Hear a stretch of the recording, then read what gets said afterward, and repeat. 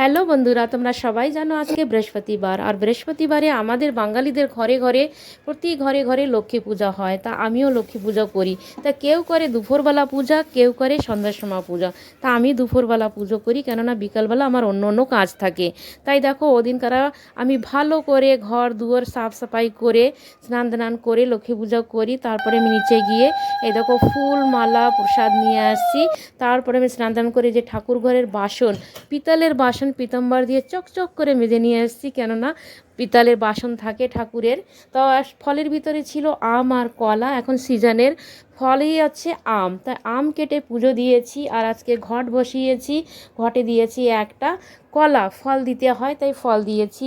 আর এইভাবে আমি পুজো করি, আরতি করি। আর ঠাকুরের ধ্বনি হচ্ছে, এই লক্ষ্মী ঠাকুরের ধ্বনি হচ্ছে উলুর ধ্বনি আর শঙ্খ বাজানো।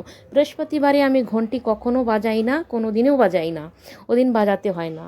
তাই দেখো আমি এইভাবে আমি পুজো করি। বন্ধুরা, তোমরা কে কেমন করে পূজা করো আমাকে জরুর কমেন্টস করো, জরুর জানাইও তোমরা কিভাবে পুজো করো।